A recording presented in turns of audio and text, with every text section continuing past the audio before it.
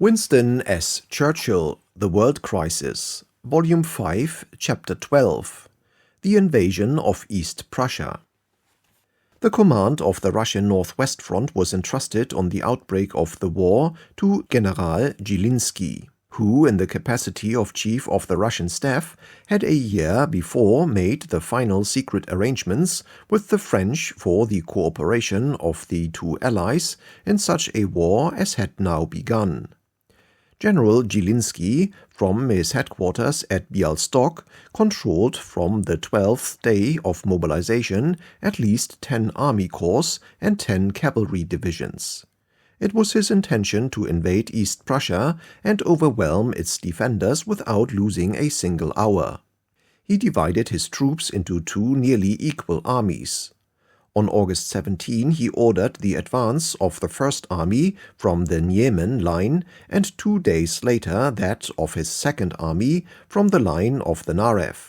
It was known that the German forces in East Prussia were comparatively weak, and the rapid conquest of this northern bastion was confidently expected. One good look at the map of East Prussia will reveal the main conditions of its attack and defense. The long strip of German territory, stretching from the Vistula nearly to the middle Niemen River, is penned between the Baltic shore and the frontiers of Russian Poland. It is exposed to attack from the east by a Russian army based on Vilna, and from the south or southeast by equally or even more important forces advancing from Warsaw or from the Warsaw-Vilna railway line.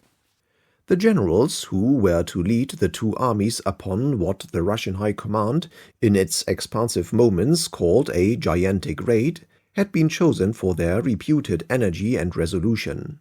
Rennenkampf commanded the First or Vilna Army and Samsonov the Second or Warsaw Army.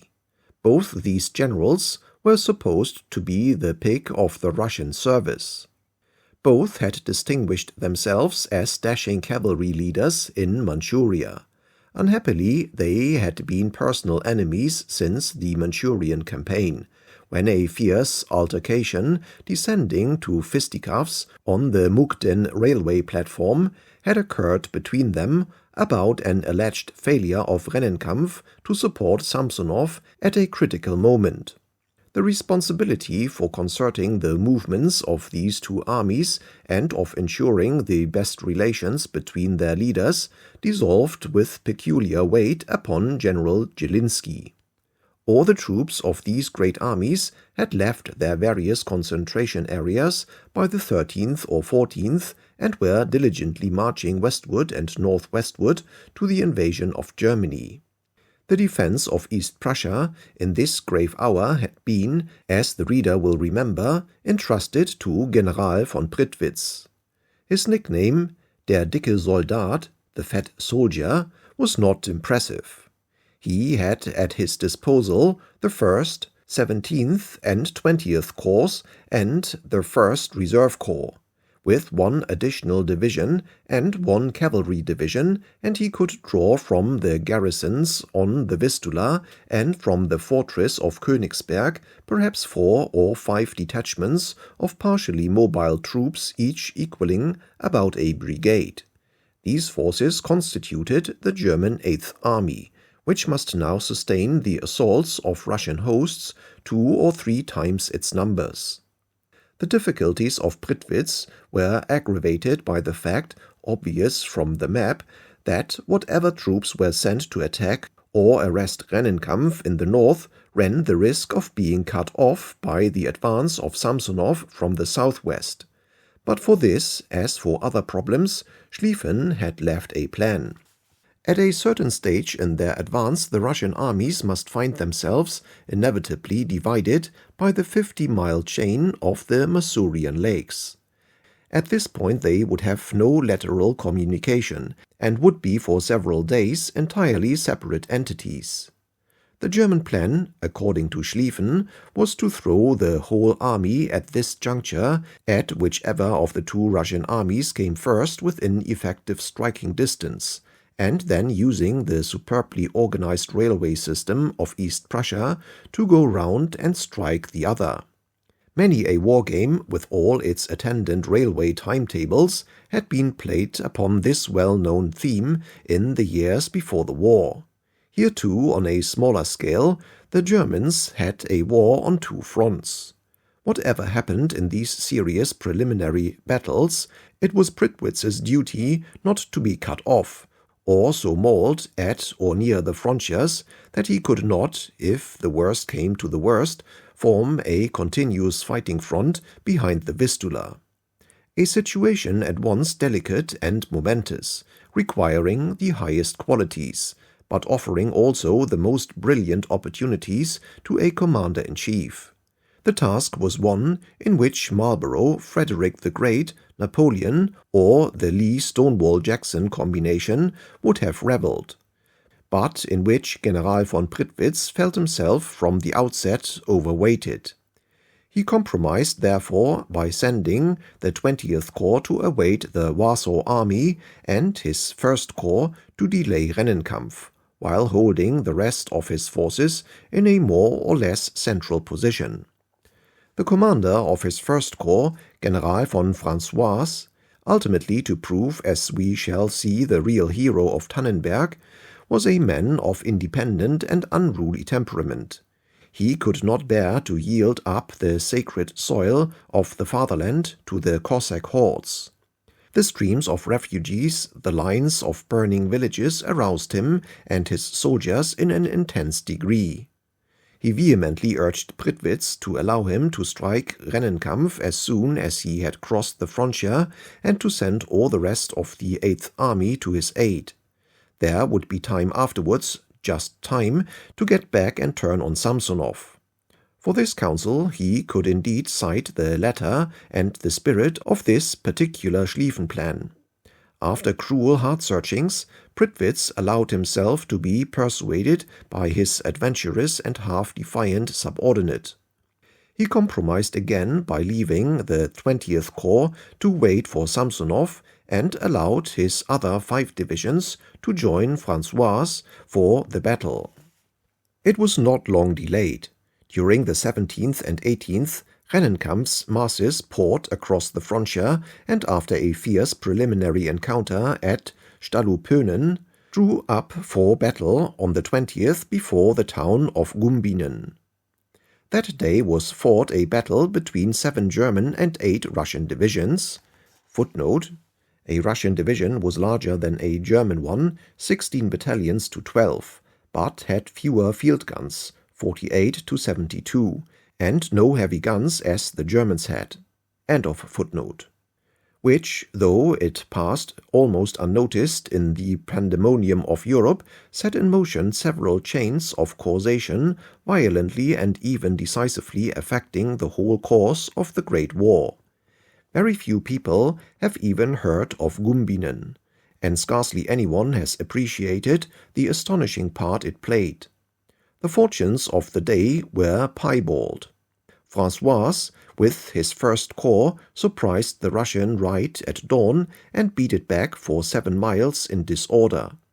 The single German cavalry division, passing under the noses of the inert Russian cavalry corps, swept right round the broken flank and created a panic among the masses of Russian transport. General von Bülow's 1st Reserve Corps at the other end of the line made some progress and was hopefully expecting the arrival of an additional German division for action the next day. But General von Mackensen, with the 17th Corps, encouraged by François's success, had attacked in the center impetuously, frontally and without surprise, and sustained a sudden and most disconcerting repulse. The Russians were entrenched. Mackensen had made little or no artillery preparation. His men were mown down. The crowds of wounded drifting to the rear were soon joined by numerous stragglers. Then whole troops appeared retiring together, at first in order and presently in disorder. The white-haired Mackensen himself, quitting his headquarters, endeavored personally to stem the rout, and thus ceased to function as a corps commander. His example was followed by his principal officers. It was in vain. The 17th Corps was afterwards to fight in these same operations with the utmost courage and effect. But the German accounts of Gumbinnen contain almost without exception the insulting word panic. This disorder entailed the arrest of the German right, and night fell upon tumultuous scenes of victory and defeat in which both armies had equally shared. Now came the crucial episode. General von Prittwitz had commanded this battle of only 7 divisions from his headquarters at Wartenburg, nearly 75 miles away. He has awaited with great anxiety, and even, we must say, nervousness, the result of the first important collision with the mysterious and incalculable Russian power. The impressions which he sustained were most unfavorable. To comprehend his position, we must think of a man with his left arm stretched out to its fullest possible extent and his fingers caught in grinding machinery, while his right hand, the 20th Corps, is drawn up close to his shoulder to ward off another blow which he fears is going to be struck by a new antagonist from another quarter. He had throughout been fearful of this great extension of his left arm. He had let himself be dragged forward by François. He dreaded that his arm might be cut off, or that he himself with the single 20th Corps might be butted into and overwhelmed by his enormous new assailant advancing from the direction of Warsaw. The Battle of Gumbinnen has been fought. François has had his way, but thank God, reflects Prittwitz, the 20th Corps was kept back, and what are the results? They are certainly not good. At the best, the battle is drawn. In his kind of strategic position, Prittwitz cannot afford drawn battles. He must bring the troops back while time remains. For what is the Battle of Gumbinnen, good and bad taken together, compared to this blow which he sees impending upon him from Warsaw? He sees in nightmare mood the advance to the Baltic of a new and vast Russian army from Warsaw, overwhelming his 20th Corps and cutting off the rest, entangled in doubtful fighting 100 miles to the northeast. He knows he is confronted with forces at least twice his own strength, and amid all these dangers there gleams one safe, indispensable refuge to reach which is at once his heart's desire and his supreme responsibility, the line of the Vistula. And then at 6:30 p.m. this same day, the definite news arrives that long heavy columns of the Russian Southern Army have been streaming across the frontier near Mlawa. The actual information was: the Russian army from Warsaw, with a strength of 4 to 5 army corps, has begun to cross the German frontier opposite the front Soldau-Ortelsburg. His staff were doubtful about imparting this last formidable item to their chief. Among their number was a remarkable man with a trained intelligence of the first order, General Hoffmann, chief of the operations section. His knowledge of his profession was profound, and to it was added an outlook as wide as the war itself.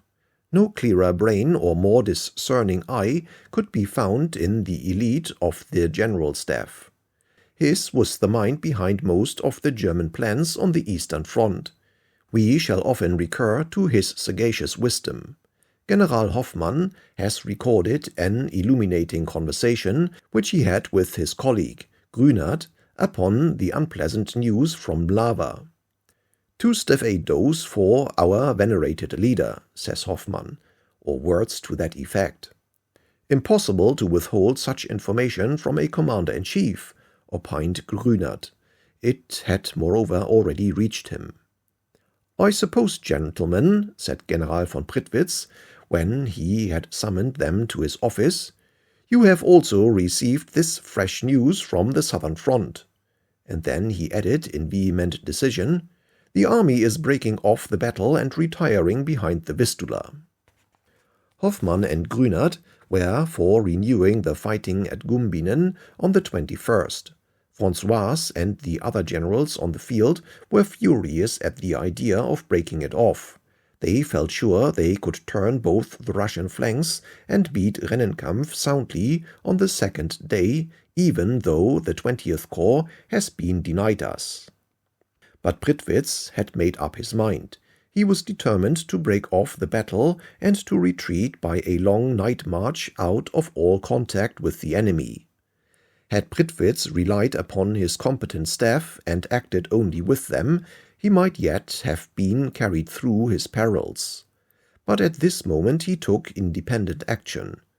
In his agitated state, he went to the telephone, and without informing any of his officers, cleared the line to the German main headquarters at Koblenz. Moltke is called to the receiver. It is for him also an hour of superhuman stress. All the German armies in the west from Belfort to Brussels are either in deadly grip or about to enter into battle on French and Belgian soil. The impression which Prittwitz gave Moltke over the telephone was that of a man unequal to his task. To fall back precipitately to the line of the Vistula was bad enough, but worse was threatened by Prittwitz. "At any rate," said Moltke, "you must at all costs hold the Vistula." To which Prittwitz replied that even that could not be guaranteed without reinforcements. The river was low. It was fordable in many places. "How shall I hold the Vistula with my handful of men?" This remark closed his military career, for no sooner had the receivers been replaced than Moltke was looking for his successor. In this search we will join him. In Moltke's laden mind arose a now famous image. Away in Hanover, there sat at this moment the massive figure of a retired general, a man of Sadowa and Mar-la-Tour, who had passed from the service some years before. Now all the supreme events for which his life training had prepared him were rushing to their climax. The whole of the Russian army, the fate of the German Empire, nay, the dynasty itself, all were cast into the scale, and for him there was as yet no place. There he sat in his civilian clothes, brooding on the scraps of information which the newspapers afforded, wondering whether the call would come to him. After all, he knew East Prussia. Mile by mile he knew it. Even if others were to gather the laurels in France, surely against the Russian hordes there was something for Hindenburg to do. He records his emotions quite simply in his memoirs. "Would my emperor and my king need me? Exactly a year had passed without my receiving any official intimation of this kind. Enough younger men seemed available. I put myself in the hands of fate and waited in longing expectation." And then at 3 o'clock in the afternoon of August 22, a telegram from the emperor's headquarters. Was he prepared for immediate employment? "I am ready." But even before his reply could have reached main headquarters, he received a further dispatch stating that his willingness to serve was assumed, and that he was to command an army in the east. He was even told the name of his chief staff officer. Moltke, in his necessity, had had another idea. When the Germans, after violating the Belgian frontier, had on the night of August 6 sent 6 brigades to carry Liège by a coup de main, the attackers blundered and came to a standstill. A situation of strange confusion arose. In the darkness and disorder, the columns making their way between forts not yet surrendered lost their direction and hung on the verge of disaster. At this moment a staff officer, long immersed in the inmost secrets of the General Staff and of the impending war, a man whose opinions had been so strongly expressed that it had been thought expedient a year before to remove him from Berlin to a brigade, had suddenly appeared from the gloom. He took command of one column which had lost its general, and of all the forces within reach, found the right road, led the troops forward, entered the city, and with the early lights of morning single-handed smote upon the gates of the citadel and procured its surrender with its entire garrison.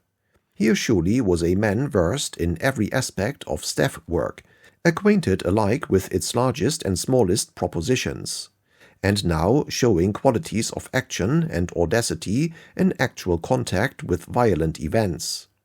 Join his force and knowledge to the prestige and character of Old Hindenburg, and East Prussia would surely not lack stout defenders. Accordingly, on the 22nd, a motor car has already brought the imperious Ludendorff from his deputy quartermaster general's post with the invading armies to headquarters. From here, as he is careful to tell us, he issued direct orders to the troops upon the East Prussian front. These orders were, however, actually confined to the following points. First, some reinforcements from the eastern fortress garrisons were to join the Eighth Army. Secondly, the army staff was to meet him at Marienburg, a long way back. And thirdly, the various army corps were to be handled independently until the new commander-in-chief had arrived upon the scene. He then entered his special train and, picking up Hindenburg, who was waiting in the well-lit station hall at Hanover, rumbled off to the east. Of all this, of Prittwitz's telephonings, of what he had said, of what had resulted from it, the staff of the Eighth Army had not the slightest inkling. But if we return to their headquarters at Wartenburg, we shall see that meanwhile events have not stood still. While General von Prittwitz was telephoning to Koblenz on the night of the 20th, Hoffmann and Grünert had been in energetic discussion with the chief staff officer, Waldersee. This is the same Waldersee who, as Moltke's deputy, was waiting during the month of July, ready to jump at any moment. His opportunity has come. Something of this sort passed. It is all very well to say, retire to the Vistula, but you cannot get there without fighting another battle. The Warsaw Army is 80 miles nearer the Vistula than our troops that fought today at Gumbinen. This argument was decisive. Waldersee bowed to it.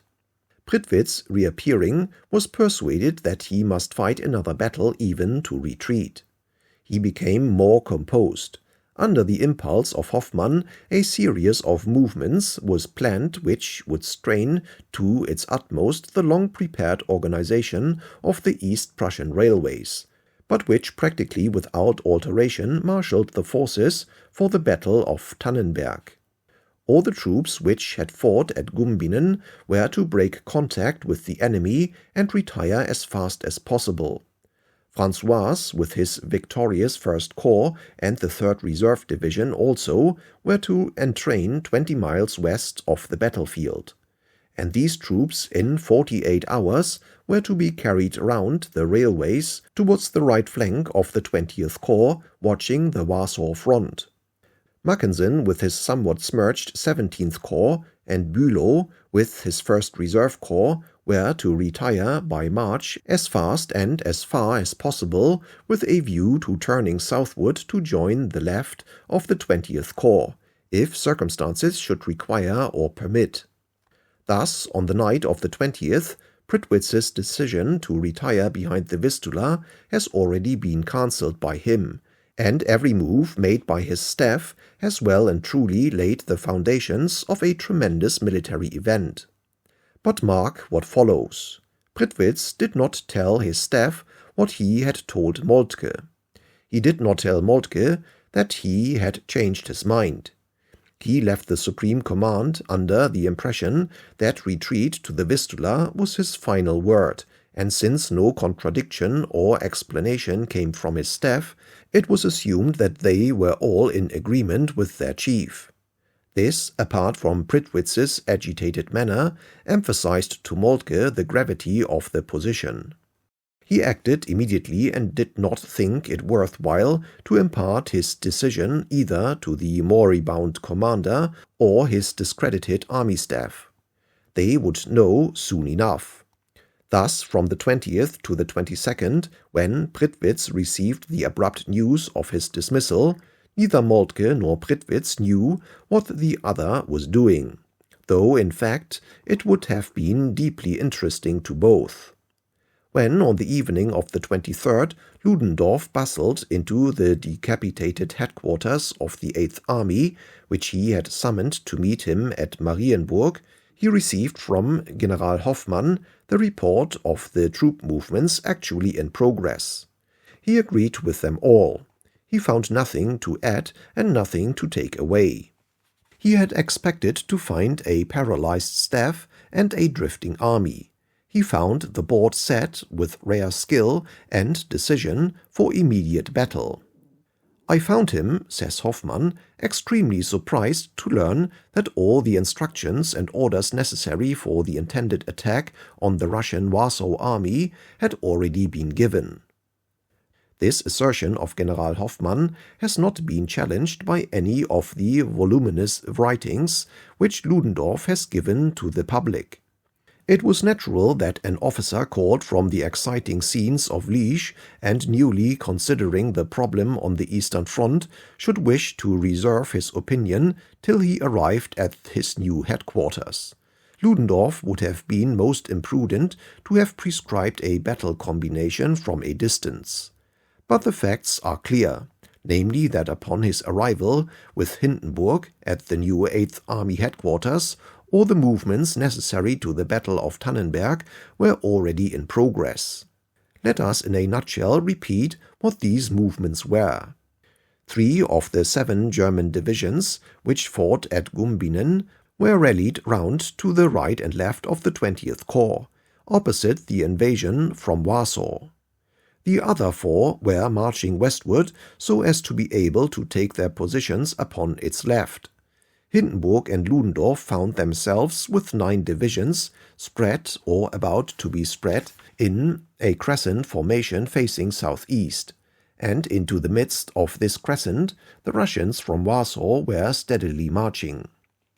After all these perturbations, alarums, and excursions among the Germans, we must now return to the Russian side. Rennenkampf and his generals had been staggered by the Battle of Gumbinnen. They had felt the grip, as it seemed, of a terrible foe closing upon them.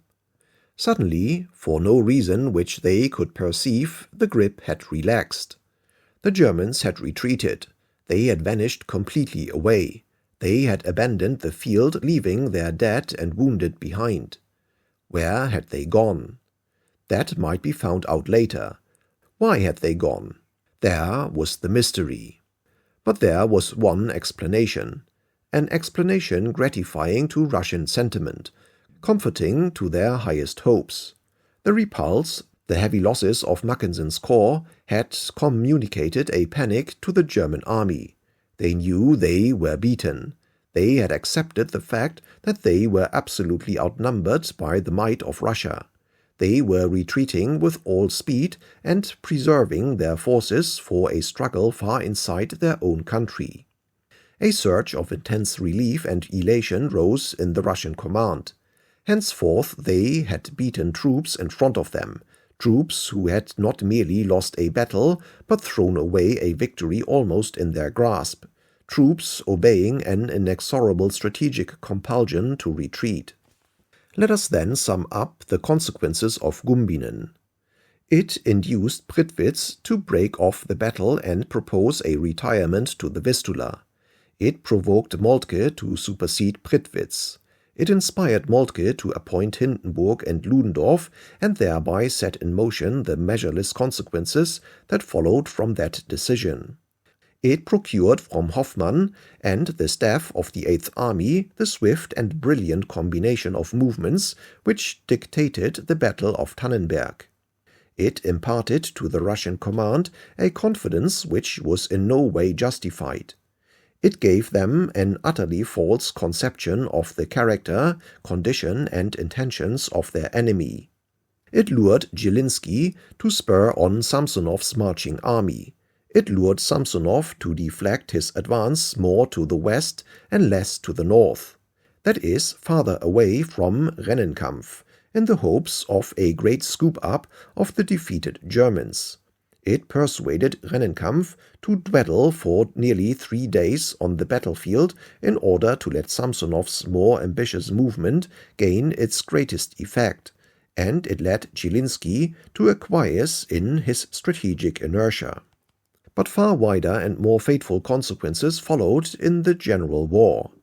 If Zielinski, Rennenkampf, Samsonov underrated the Germans in East Prussia, Moltke formed the impression from Prittwitz's alarming message that he himself had hitherto valued the Russians far too low.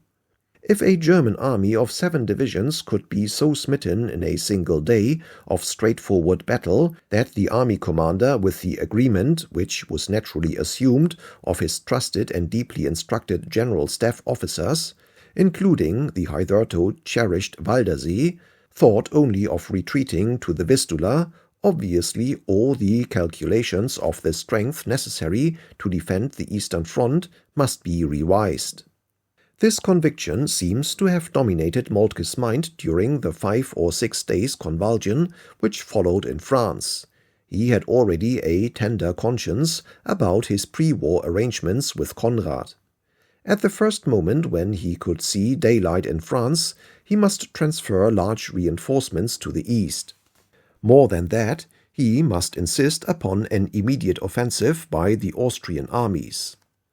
On the 21st of August, in consequence of the breaking off of the Battle of Gumbinnen and the beginning of the retreat in the direction of the Vistula, General von Freytag-Loringhoven, the German military plenipotentiary at the Austrian headquarters, represented to Conrad that an early relief of our weak forces in East Prussia by an offensive of the imperial and royal armies as arranged is desirable. Conrad, whose mood and situation have been described, had consented to order the advance with a heavy heart.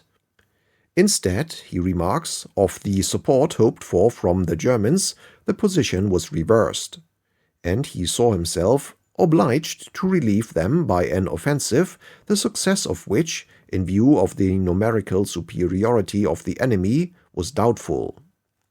The greatest has yet to be told. Up to the 25th, everything appeared to be going well for the Germans in France. The French offensive in the Ardennes had been decisively broken. The wheel through Belgium was driving all before it. The French army of the left and the British army were retreating and being pursued as fast as men could march. Says Tappen, chief of the operations section at Supreme Headquarters, the favorable reports which came in from all sides daily up to and including the 25th, in combination with the great victories of the 6th and 7th Armies in Lorraine during the 20th and the 23rd of August, awoke in the Supreme Headquarters the belief that the great decisive battle of the West had been won. Under the impression of this decisive victory, the Chief of the General Staff, in spite of considerations to the contrary, on the 25th of August decided to send forces to the east.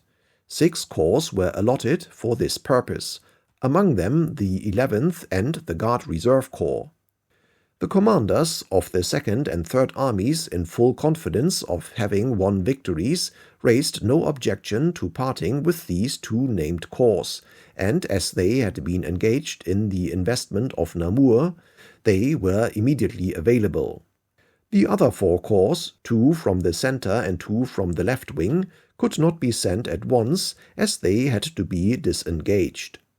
Thus the wheeling wing of the Schlieffen Plan was weakened at its most critical moment by the withdrawal of the 2 corps, which would otherwise in a fortnight have filled the fatal gap at the Marne. It is now necessary to describe the last of the consequences that followed from Gumbinnen, namely the astounding Battle of Tannenberg, the Cannae of the World War, and its follower, the Battle of the Masurian Lakes. These operations are of interest even to the non-professional reader from the scale of the tragedy which they presented and from the personal conceptions of their laurels which are still proceeding.